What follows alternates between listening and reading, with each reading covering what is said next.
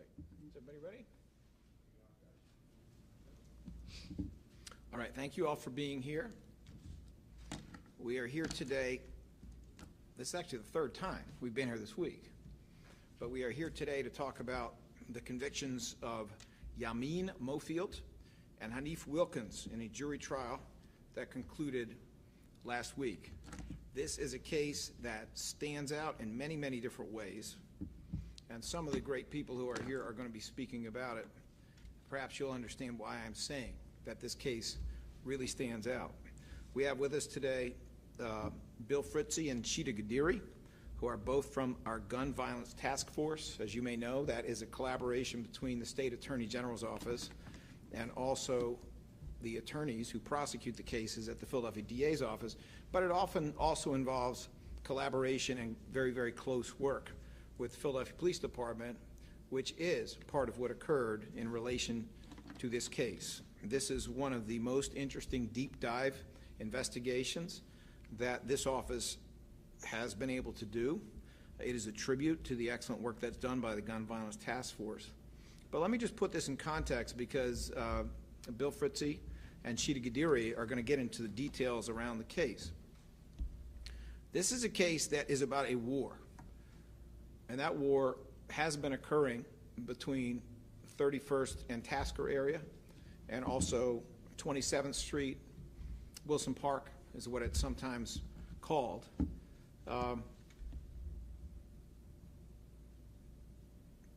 Obviously, the effect on the lives of individuals who are directly harmed by gun violence is extreme, but I think we need to bear in mind the collateral effects on the neighborhood. There's a story told to me by G. Lamar Stewart, who is our chief of community engagement, also a police officer, also a pastor. And the story is essentially the following. There are a couple of schools that are located very close to where these shootings occurred. They're 5 minutes apart. And kids just trying to go to those schools, who are trying not to be involved in any of this, have told us the following.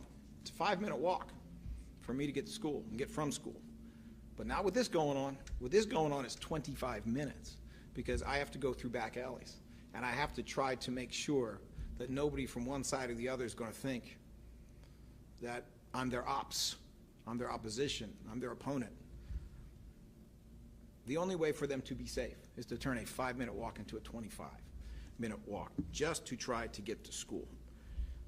In the same way that this week we have done press around providing financial support to community-based nonprofits that do important prevention work involving youth, and in the same way that we have done press this week that was about a law enforcement officer abusing his position to victimize women and girls repeatedly, we are today saying justice is even-handed in Philadelphia. We are coming after you if you are doing things that harm Philadelphians, and we are coming after whatever it is that we can do to try to make sure that the public is safe.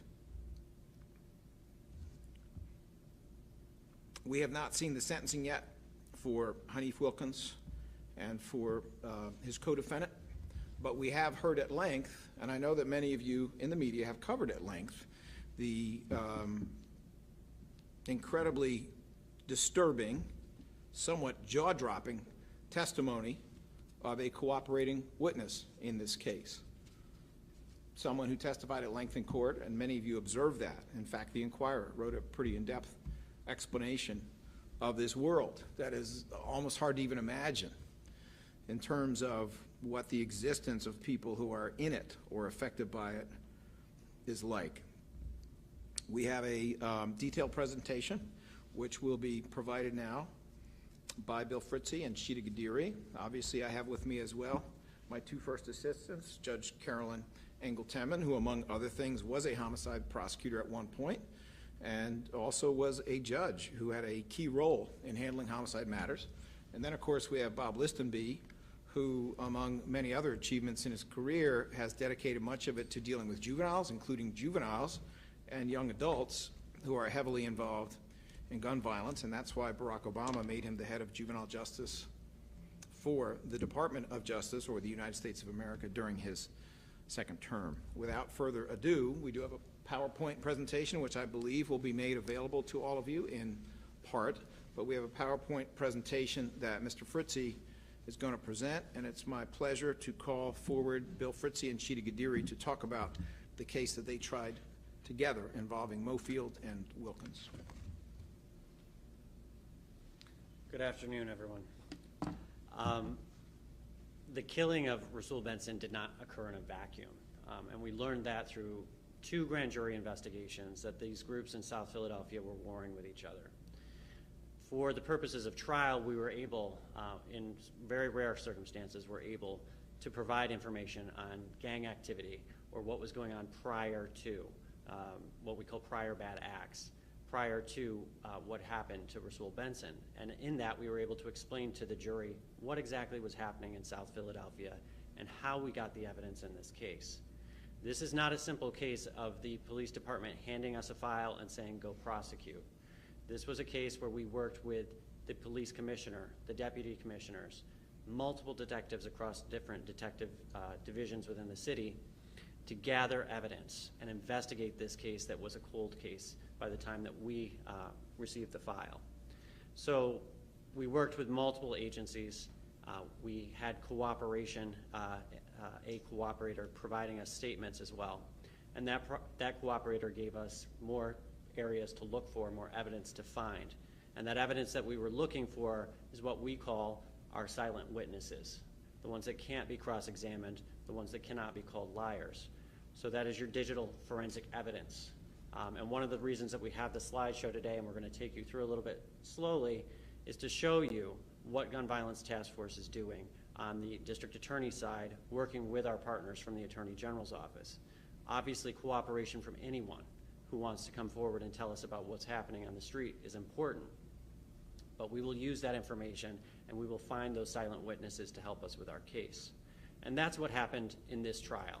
We had a cooperator come forward, he provided us information, and then we took his statement apart. And we looked for any type of digital evidence, whether it was Instagram, cell phone towers, cell phone contents, and we poured over those. And I can't say enough that the digital forensic analyst in our lab at the district attorney's office in the Gun Violence Task Force section spent years, I think, poring over all of this data to find those nuggets that we used in our trial. And that is really what helped solve the case of the Rasul Benson murder and brought 3 people to justice for his killing. In order to explain this a little more fully, we wanted to go back in time and talk actually about incidents that occurred prior to Mr. Benson being murdered. Sorry.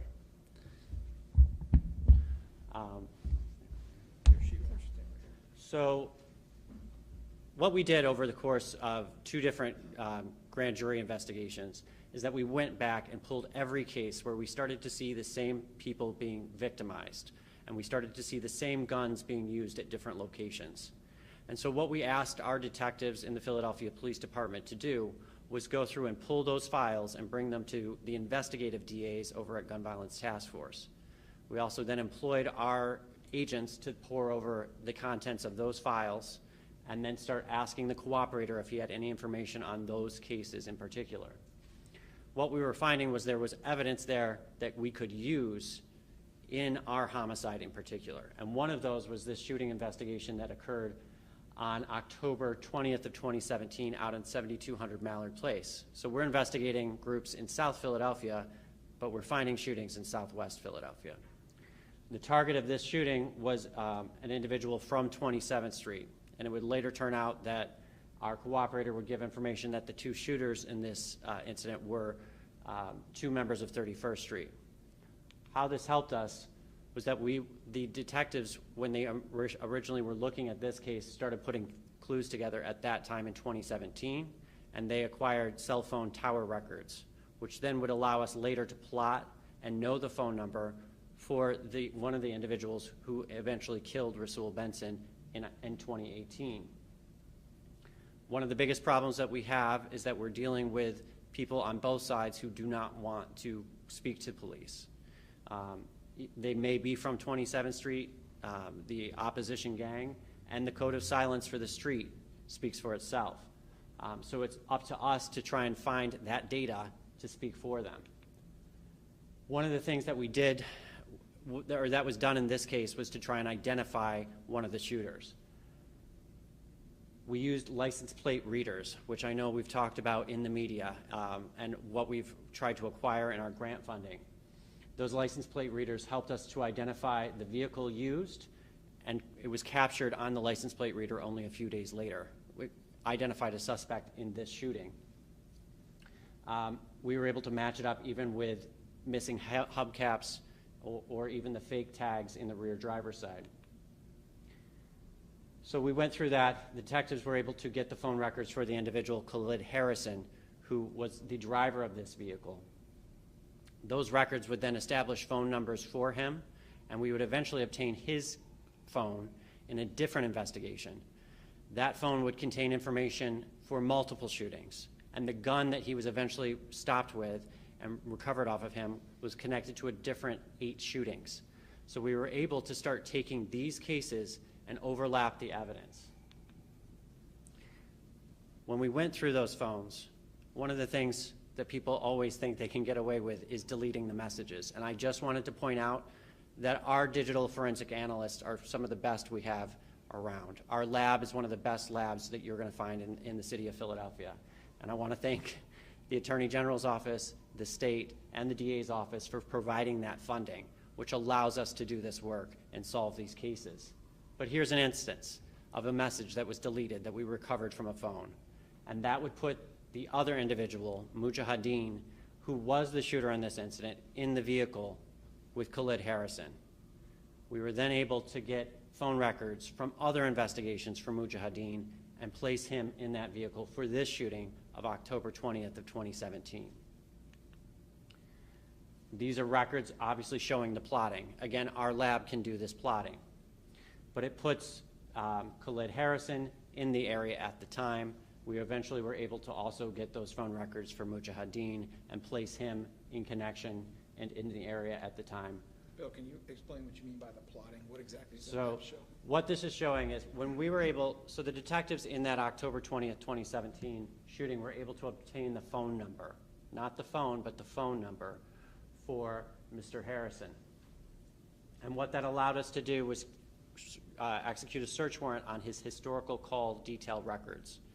And anytime your phone uses a cell phone tower, it's going to be recorded by the cell phone company. We're then able to take those records and physically plot them on a map. So we can show whether you were in the area at the time of the incident, or if you were traveling through, or if your phone was off before and after. The importance of this case in particular was that it was a starting point. Southwest detectives did an excellent job with what they could with the investigation. Our cooperator came forward later, provided us additional information which allowed us to make the arrest on this case as well. But this information in this case would eventually help us to solve the murder of Rasul Benson. So what are these red? So these red Blots on here. blots over here are essentially, the towers are divided into 3 sectors. This does not show the exact area or placement of where a phone is, but does show that the phone is somewhere in this area in this sector.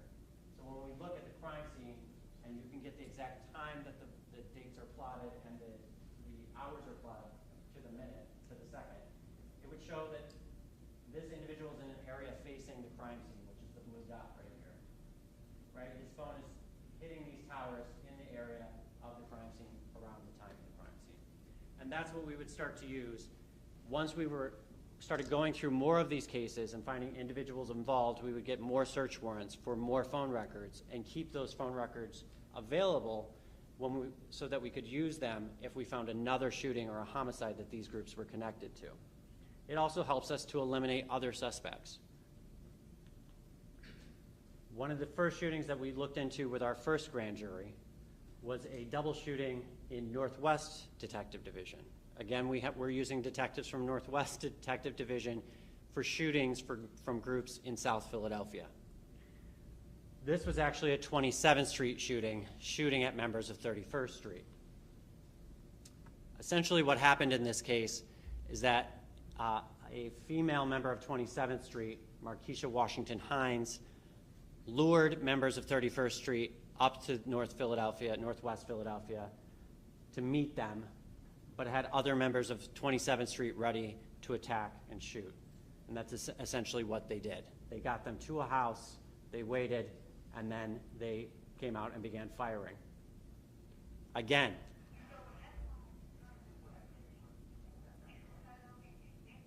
can you turn that up at all? What we would find is other investigations. 27th Street members, including Markeisha Washington Hines, her phone would be recovered during a search warrant during an incident for a triple shooting on 1600 Marston Street on August 28th of 2018. In that shooting, she was a victim, but by this time we had her involved in several shootings, so her phone was recovered and a search warrant was executed. Within that phone, there would be other information, including audio text messages between her, her mother, and other members of 27th Street, where they literally told us what they were doing. And they dared us in these messages, saying they only have a jacket and a video. They can't get anything else. Well, we thank them for always providing us evidence in their phones, even when they try to delete them. And so what we were able to do is recover those phones and present them to the grand juries and also use them in our trials. And I'm not sure if this is going to work on here. Try to play it. Yeah. Can we see if we can hit play? Elliot, can you try to play it first?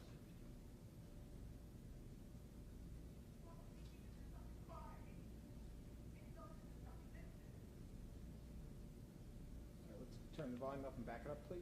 Try it again. Thank you. Sign.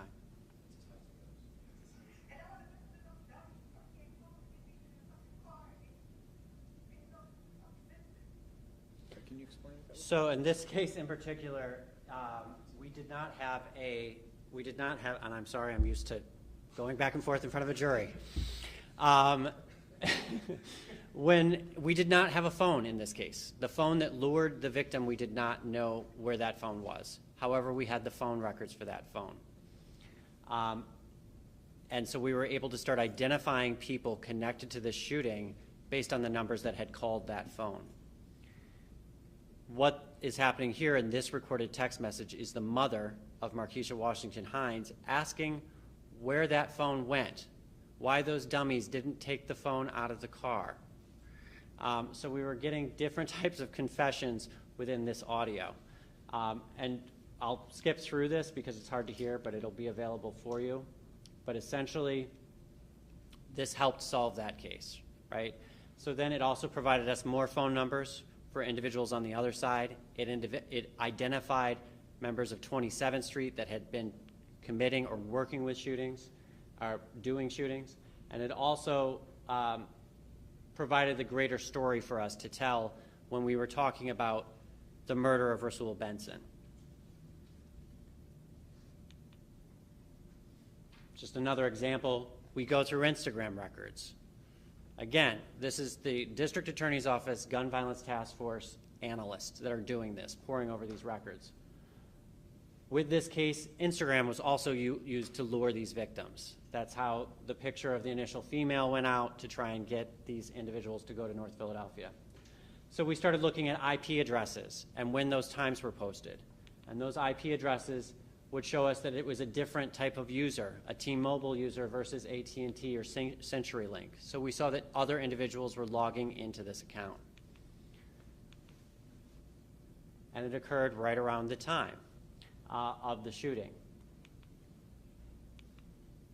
We also had phone numbers that were calling each other during those Instagram account updates. And essentially, as soon as that shooting happened, that Instagram account posted, "My account has been hacked." So we were able to find that Instagram account user. Obviously, their account wasn't hacked, but they were also part of the conspiracy. Again, we had no phones for anyone, but because those individuals called the luring phone, we then went through their phone and acquired their search warrants for their phone numbers. And our detectives, along with our analysts, detectives within the homicide division, detectives within Northwest Detectives, then went through and started mapping these calls. And they were calls between that luring phone as well as multiple suspects. And what it did was it showed us that all of these phones would place the individual those individuals in the area at the time of the shooting. The photo that you see up there is the photo of Markeisha Washington Hines' car that was captured on surveillance video at the corner of the shooting prior to the shooting occurring. We were able to identify that vehicle, recover that vehicle, and recover items still in that vehicle. But this type of investigation, the type of ability we have to use these records to walk us through a crime scene when we don't have eyewitnesses, when we don't have anyone willing to cooperate, and put together video with call detail records, with voice notes within your cell phone, are what help us in our investigations. And it's the work that's being done by investigative DAs within the Gun Violence Task Force from the Philadelphia District Attorney's Office. And what's important about that is that these DAs are trial ready. They're experienced attorneys who have been in the Philadelphia court system and know the holes in our cases when we go to trial. And so our job from beginning to end when we investigate these cases is to fill those holes so that when we do have a case of a co-defendant homicide such as Rasul Benson, we are going through and we are filling those holes in to try and lessen that burden that we have of reasonable doubt. And we're doing that alongside our agents from the Attorney General's office, but we're also doing it with the help of our analysts who walk through all these records and find us more evidence every day. And that is what takes us to Rasul Benson's homicide. So at this point in that investigation, this is the second grand jury that occurred. We now have evidence from that first grand jury, and now we have more evidence from that second grand jury where Mr. Smith gave over 17 statements indicating his involvement with different shootings. He was not involved with this homicide, but one of the things that this group would do, one of the things that the jury understood that this group would do, is that they would go out and they would steal cars, and they would share guns between each other, and they would go out and commit these shootings in these stolen cars so they wouldn't be recognized. They'd also go back afterwards, usually to a place in North Philadelphia, but they would always go back and they would talk about what they were doing in their shootings. And they would brag to each other, and then usually they'd post to social media to brag about it as well. So all of that evidence was presented to the jury so that they had a full understanding of what was going on in South Philadelphia. Again, as I mentioned, at this point in time, because of those prior investigations, we had phone records, and in particular, this is the phone records for Mr. Harrison. So from that initial investigation in October of 2017, we were able to pull his phone records and continue to have his phone number and get the records for this homicide. Had we not been doing these investigations, those records would have been lost because we only have about 18 months to pull these types of records. Otherwise, location data disappears. What we were able to, so we were able to also get the phone records for Yameen Mofield through another separate investigation that had occurred. So that allowed us to plot Mr. Mofield and Mr. Harrison in the area of the shooting, both before and after the shooting.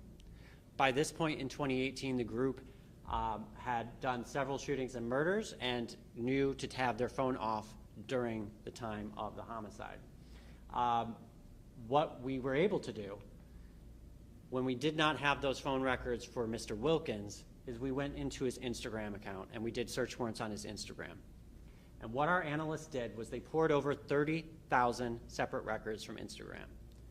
And they found the one conversation that would put Mr. Wilkins in the car at the time of the homicide, or shortly before the homicide. And what you'll see here is a normal conversation between two people about going to King of Prussia. Khalid Harrison was known as Lid, and the green account was Hanif Wilkins. Hanif Wilkins says they're about to go to KOP. He says he needs gas money. He says he's going with Lid. And so what our analysts did was they took these Instagram records and they mapped them along with Harrison's cell phone records.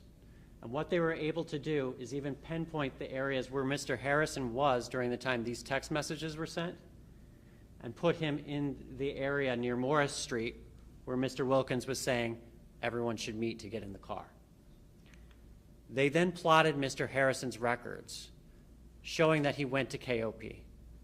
And they plotted him going back from KOP, placing him in the area of the homicide 3 hours and 50 minutes before that homicide occurred. So while we did not have cell phone records to plot Mr. Wilkins, we were able to use his Instagram account and the fact that we were able to put him in the car with Mr. Harrison to show that they were in the area at the time. Again, no eyewitnesses. The cooperator was told this information after the fact, and every line of the cooperator's statement was verified through our agents and our analysts doing this work. One of the last things that our cooperator told us was that the gun used in Mr. Benson's homicide was also used on 1600 Marston Street. And you'll remember that's connected to Markeisha Washington Hines and 27th Street members. At the time of our investigation, and even at the time of the statement from Mr. Smith, Philadelphia Police Department did not know that that gun matched. We did a cross-check, which means that we had the FCCs from 1600 Marston Street examined against the FCCs from the murder of Rasul Benson, and we found that one set of those matched, which showed that our cooperator actually had more information than what the police department had. But it allowed us, again, to corroborate his statement, and it allowed us to have more evidence, another silent witness that can't be contradicted and cross-examined. That's just a preview of what the DAs in Gun Violence Task Force are doing every single day. Our analysts are working overtime, going through every phone, going through every Instagram account to find evidence to build these cases from the bottom up. And we're talking bottom up because we're working with detectives on cold cases who can take these files, hand them to us with our agents from the Attorney General's office. The agents can help us, the district attorneys, with going through these files, understanding what evidence is there. The district attorneys and the analysts then look at this with an eye towards trial, trying to solve these cases and bring them to trial. And that is the benefit and the beauty of what happened with this case, because we took a cold case with no suspects, and we not only brought it to trial, but we obtained convictions on 2 of the individuals, and the third individual pled guilty to the homicide. So I just wanted to give everyone a preview. I'm sorry I took you through school and lessons on cell phone extractions, but I think it's important to highlight the work of Gun Violence Task Force. All right, thank you again to Bill Fritzy and also to Sheeta Gadiri for their excellent work on this. I do want to talk about the big picture, though, because I think it is important to see in some ways how enforcement work around gun violence is shifting in Philadelphia. This is really a story about, on the one hand, the value of cooperation, and I'll talk about that, and on the other hand, the value of forensics, something I've been, how shall I put it, saying to the point of boredom now for 4 years. Cooperation is something that has been done for a very long time and very effectively in the federal courts throughout my entire career and before that. And my career starts in 1987. I've been in federal court since 1990. They do it all the time. It's something that they're good at. But it has not been as much in the culture of the state court system in Philadelphia and in other counties as it has been in federal court. And I've been in the state court system since 1987. So what does this really mean? What it really means is that this case, without this cooperator, might have looked like a couple of arrests, 1 or 2. With this cooperator, we're looking at about 15 arrests, okay? More on that later. So for those of us who think it is definitely good to get 1 of 3 people committing a murder, but it would be a whole lot better to get all 3,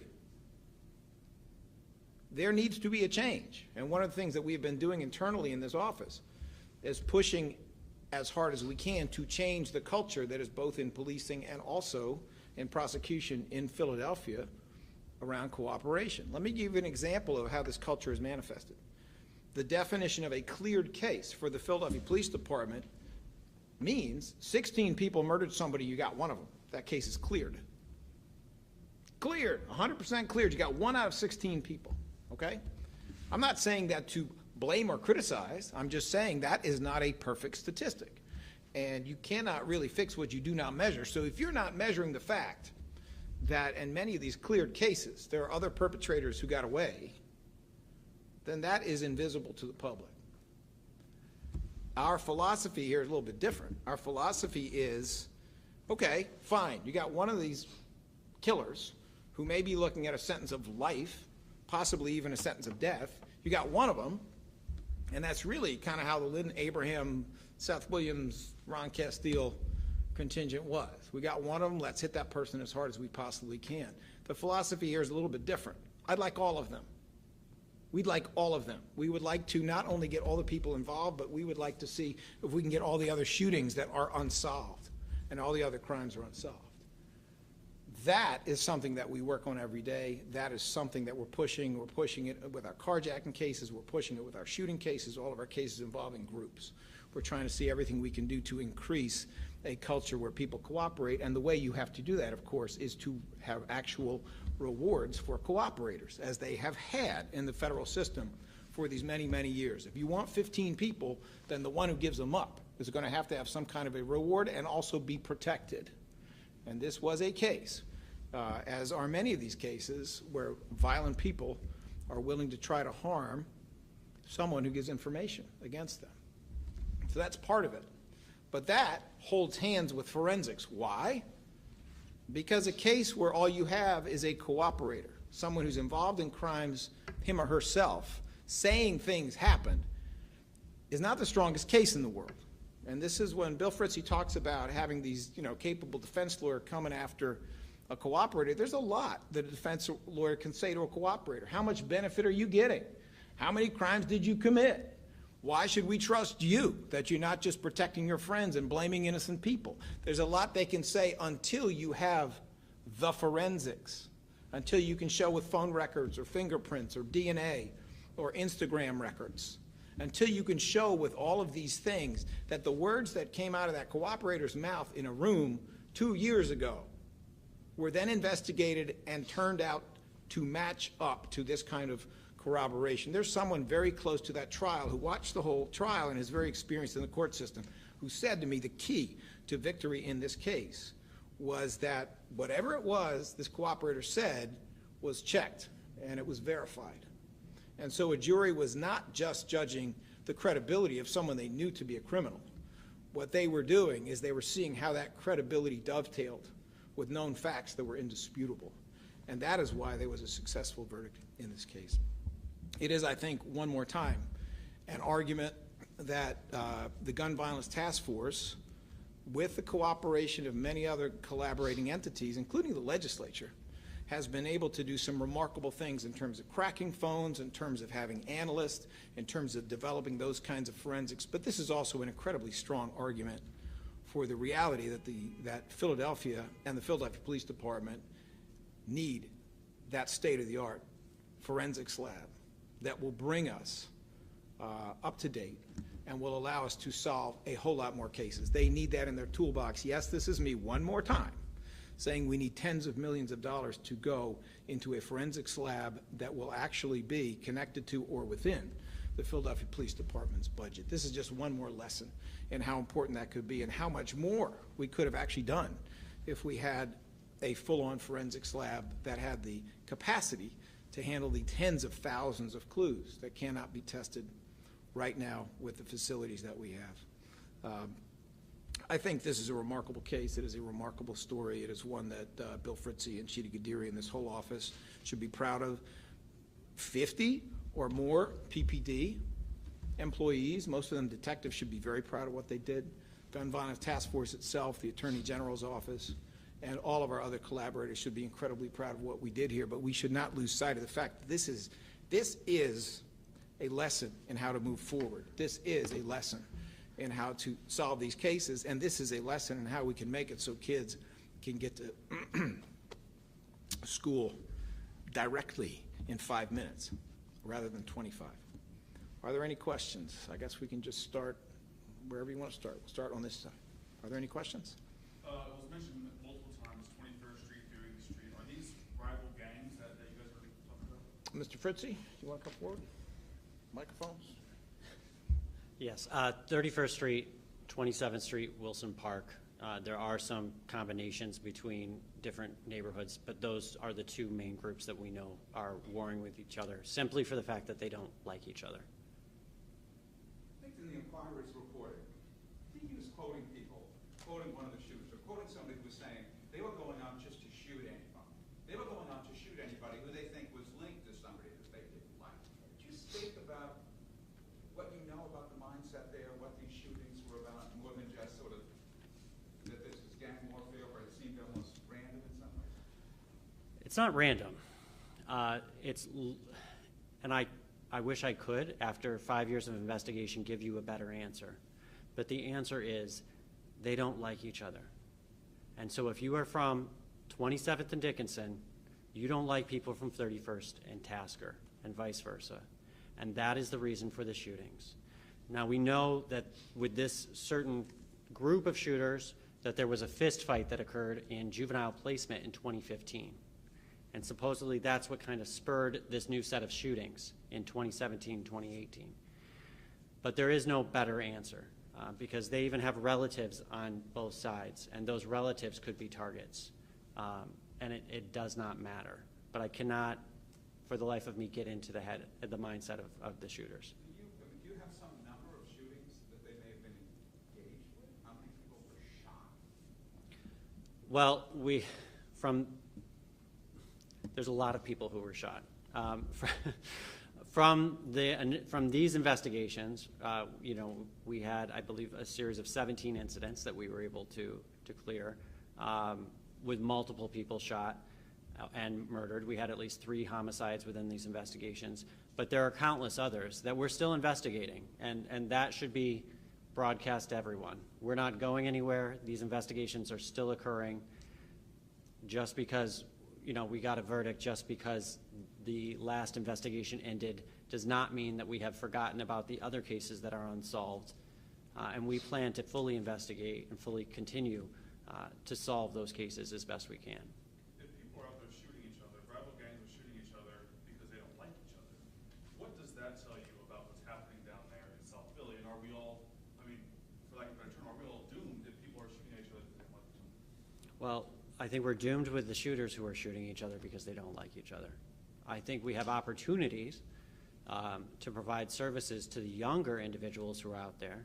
I think there needs to be intervention by parents and grandparents, and I think the community needs to impress upon them that they do not want to end up like Yamin Mofield and Hanif Wilkins, looking at the possibility of spending the rest of their life behind bars. The individuals engaging in the shootings are a little bit harder to deal with and a little bit harder for us to wrap our mind around, right? Because they are telling us that their only reason for shooting people is that they don't like each other. So we need intervention at the younger stages so that those kids do not move up into this role and find me or Ms. Gadiri as their prosecutor. All right, Mr. McDonald, are you here? I'm here. Yes, sir. I'm sorry, I didn't see you. Hiding behind the pole. Understood. You've given out $800,000 in forfeiture money to anti-violence groups. Can you use any of that money to help fund these relocations and offer higher rewards?